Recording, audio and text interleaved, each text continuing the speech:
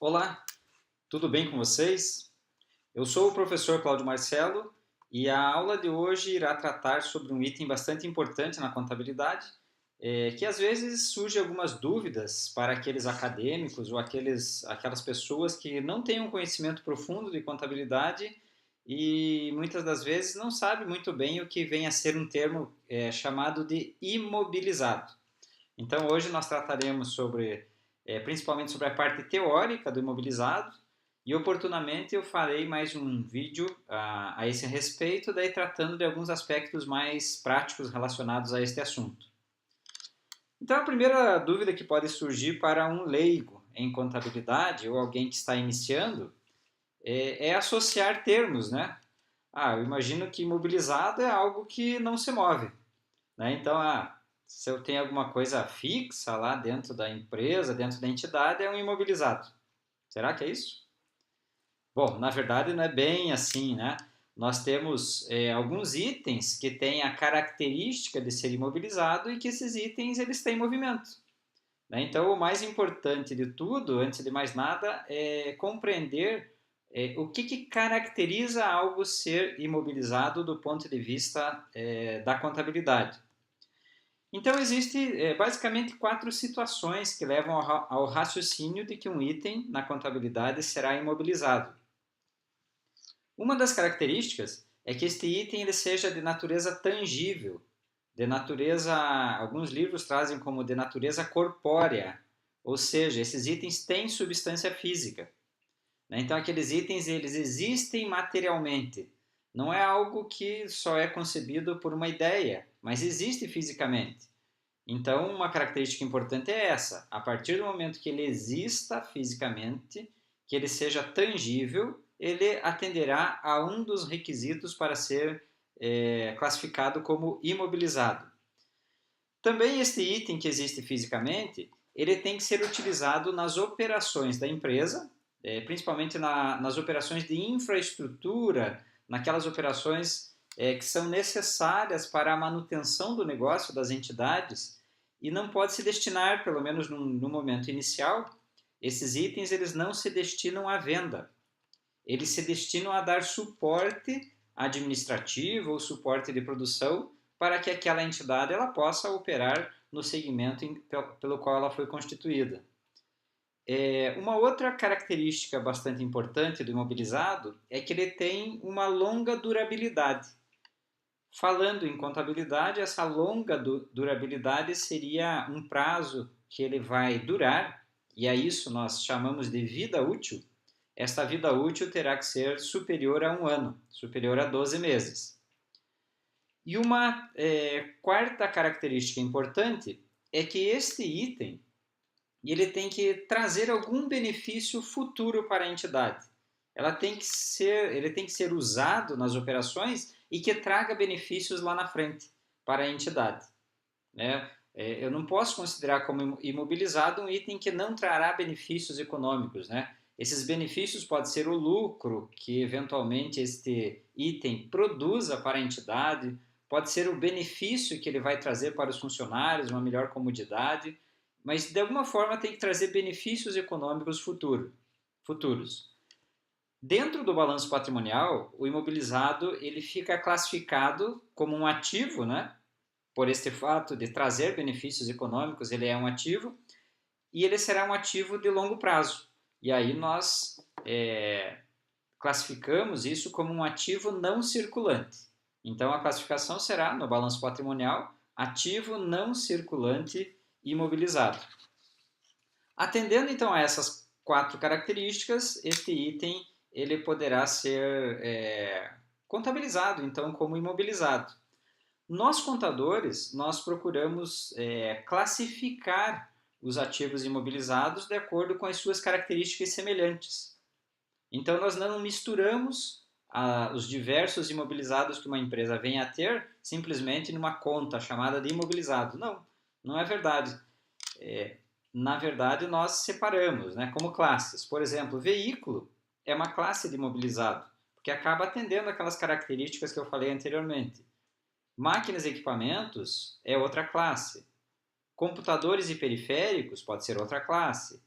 Edificações, barracões industriais são classes de imobilizado, terrenos são classes de imobilizado. Ou seja, todos esses itens eles acabam atendendo às características anteriores. Durabilidade, prazo superior a 12 meses, bens de natureza tangível, que serão utilizados na operação da empresa e não se destinam à venda e que trarão benefícios econômicos futuros. Então ficará lá no balanço patrimonial neste grupo de contas ativo não circulante e imobilizado.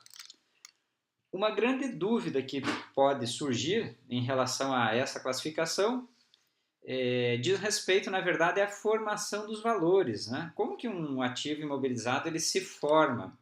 Será que ele aparece no balanço patrimonial pelo valor de hoje, né? Quanto que vale aquele bem hoje? Ou ele aparece no balanço patrimonial pelo valor de formação, que é aquilo que foi gasto na medida do tempo para ter aquele item, né? E que nós chamamos em contabilidade isso de valor de custo, ou valor original, ou ainda custo histórico. Então, na verdade, a regra básica para que o item permaneça dentro do balanço patrimonial é a classificação pelo custo histórico, custo de formação. Portanto, nós teremos componentes que irão formar o custo do bem. Para alguns bens é bastante simples.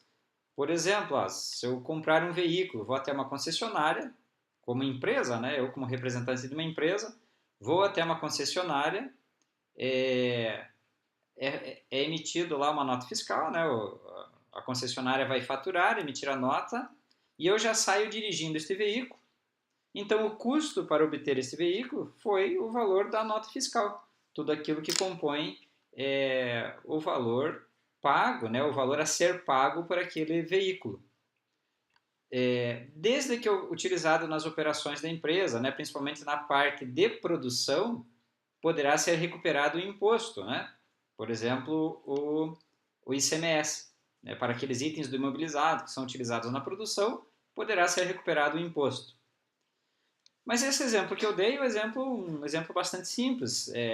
Outros exemplos podem ser dados em que o custo ele vai sendo aos poucos montado, né? Aos poucos formado. Imagine uma situação que uma determinada entidade industrial ela compra uma máquina e essa indústria, vamos supor que ela esteja aqui na minha cidade, né, que é Curitiba, no estado do Paraná. E imagine que eu compro uma máquina que veio ou que vai vir, né? O fornecedor ele é lá de Salvador, na Bahia, né? Então, para que essa máquina chegue aqui em Curitiba, via terrestre, muito provavelmente, terá então um gasto com frete, um gasto com seguro, só de inicialmente, né? Além da nota fiscal, então terá frete e seguro. Imagine que eu seja o responsável, né? Eu como comprador vou bancar, né, esses valores do frete e do seguro. Será que este frete e este seguro imobiliza ou vai ser contabilizado como despesa? A grande pergunta que fica para ser respondida é sempre assim do ponto de vista de imobilizado. Estes gastos foram necessários para que este bem ele esteja pronto para utilização? Neste caso, me parece evidente que a resposta é sim, foi necessário ter o frete e o seguro. Então, estes dois valores seriam sim imobilizados juntamente com a nota fiscal.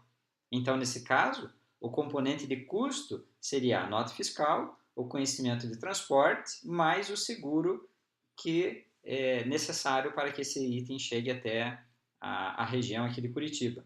Aí vamos imaginar que esta máquina chegou lá na indústria, né, na fábrica, e por si só, obviamente, ela não funciona. Eu teria que ter gastos adicionais, como por exemplo, uma mão de obra. Seja uma mão de obra interna, que passaria pela folha de pagamento, ou sejam honorários que eu vou contratar um técnico para fazer a instalação da máquina. Será que esta mão de obra ou esses honorários, eles seriam classificados como uma despesa ou também são custos do imobilizado? Aí novamente vem a pergunta, né? Estes gastos foram necessários para colocar aquele item em operação?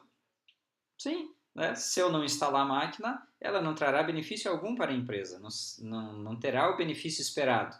Então, aquele gasto com a mão de obra foi necessário, com honorários, então eu vou imobilizar também. Percebam, né, a sutileza. Cada gasto que irá ser necessário para que o item entre em operação ou ainda que melhore os padrões de benefícios, aumentando vida útil, esse gasto ele sempre fará parte do ativo imobilizado. Ele fará parte da composição dos custos do imobilizado. Então, muitas vezes, as pessoas elas ficam em dúvida em relação a essa questão. Imobiliza ou vai direto para a despesa, aquele determinado item, né? Então, reforçando, se aumentar a vida útil, melhorar o padrão de desempenho e sendo um gasto necessário para a colocação daquele item para a operação normal, vai ser imobilizado. O que não podemos confundir são aqueles gastos que não aumentam a vida útil. São gastos que tradicionalmente se tem para manter um padrão atual de desempenho. Por exemplo, nesse segmento industrial ainda, muitas dessas máquinas elas passarão por manutenções. A manutenção, via de regra, não aumenta a vida útil, ela mantém a vida útil atual. Então, o gasto com manutenção ele seria classificado contabilmente como despesa e não como um imobilizado. Então, essa é uma característica ou é uma informação bastante importante para que não exista o erro do ponto de vista de classificação contábil desses valores que normalmente eles acabam sendo valores bastante expressivos dentro da contabilidade de uma empresa. Estes bens do imobilizado, normalmente, eles são registrados, então, a valor de custo e, na medida do tempo, com uma grande normalidade, eles vão perdendo valor. E a esta perda de valor de um item do imobilizado, da grande maioria dos itens que compõem o imobilizado, nós chamamos de depreciação. Então, a depreciação é um efeito que é levado à contabilidade, que significa a perda de valor de um bem tangível, da maioria dos bens tangíveis, em função basicamente de três situações. Ou perde valor pelo tempo, ou perde valor pelo uso, ou pela obsolescência, que é algo se tornar obsoleto, se tornar defasado em relação aos gastos que foram realizados com aquele item. Então, normalmente a depreciação tem efeito nessas três características, né? Tempo, uso e obsolescência. E dentro do balanço patrimonial, a depreciação ela assume o termo de depreciação acumulada. Ano após ano, estes itens eles vão perdendo valor e nós iremos acumulando valores para que chegue um determinado período de tempo. Vamos supor que eu tenha pago lá por um item 20 mil reais. Ao longo de toda a vida útil, a depreciação acumulada também será 20 mil reais. E do ponto de vista de contabilidade, aquele item não terá mais valor contábil. Poderá ter um valor de utilidade para a empresa, mas não um valor na contabilidade. Ok? Então essa é a aula inicial sobre o imobilizado. Pretendo gravar pelo menos mais uma ou duas, detalhando um pouquinho mais esses itens do imobilizado, que são bastante importantes e não raras às vezes as pessoas têm uma certa dificuldade de compreensão. Tá ok? Espero que o vídeo tenha sido válido para vocês. Não deixem de se inscrever no meu canal no YouTube, Professor Cláudio Marcelo, e se puderem dar um like e compartilhar, eu agradeço, porque assim o canal ganha força e atende ao meu propósito de tornar a contabilidade mais amistosa para um grande número de pessoas e não somente contadores. Um abraço a todos.